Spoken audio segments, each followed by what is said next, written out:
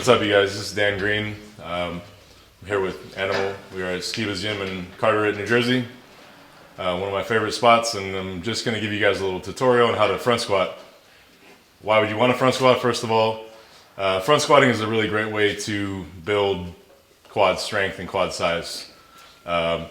Some people tend to be very strong in the back, so when they squat normally, they tend to use the back a lot, and so that can make it hard to just squat and build up the quads when they're not doing most of the work. So I like to do them separately, because if I just back squat, I wind up using my back strength too much and not really building up the legs. So for me, the front squats are really important.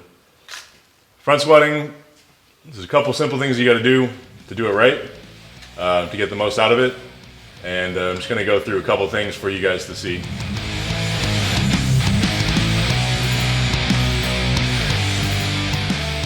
So first off, for those of you guys who haven't seen it, front squat is basically the bar sitting on the front of your chest, and you can hold it a couple different ways. But the way I like to do it is kind of just the arms crossed, kind of bodybuilder style of front squatting. That just allows me, based on my lack of flexibility in the shoulders, to just do the lift comfortably and effectively, and put a lot of weight on the bar and have it all stable. So the first thing we want to do is the squatting motion itself. We need to be able to hold the weight on our chest, and so that's kind of the first thing we want to do. I like to start with the bar right up against the front of my collarbones, and then I'll bring my shoulders around to the front. What's really critical is that your shoulders get all the way in front of the bar. If they're right under the bar, it's going to sit on the shoulders and roll off. So the shoulders have to reach out, almost like you're trying to take your elbows and reach them forward. That allows you to pick the weight up and have it sit behind the delts, but in front of the collarbones, or on top of the collarbones, but not too far back where you feel choked. So the big problem is if you see from the side, if I've got my shoulders pulled back like we do in most lifts, there's not going to be any space for the bar to sit there, so it's going to roll forward. You got to get the shoulders to reach forward. This is called protraction of the shoulder blades.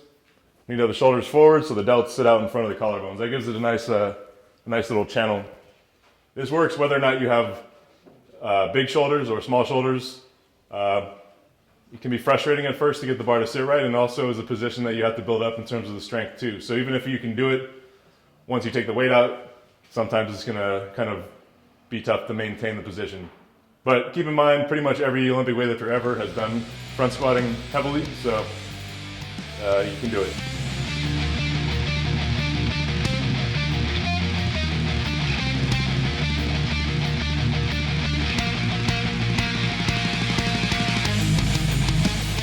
The motion itself is pretty straightforward, but we need to be very flexible to get the most out of it. The trick to front squatting is that we're trying to squat down and not really so much back. If we sit back, it kind of defeats the purpose. We want to focus on making the legs do the work, so we're just trying to squat almost vertical, hips almost down, just on top or just behind the heels. So, there we go.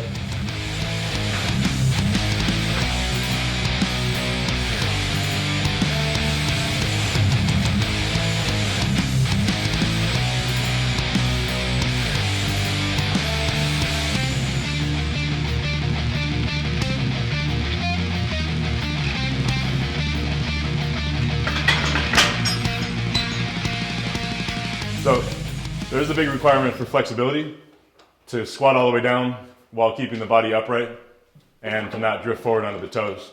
So you can see from the side, a really common mistake in the front squat is sitting back too much.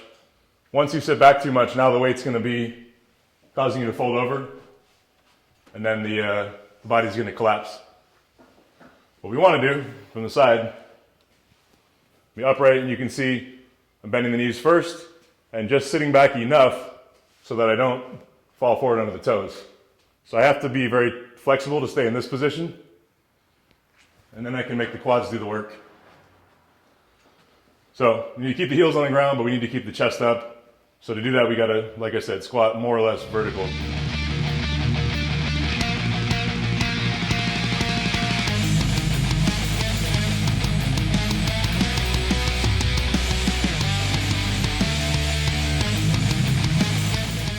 The last thing that's a little tip, just making sure that you're always conscious of keeping the chest up.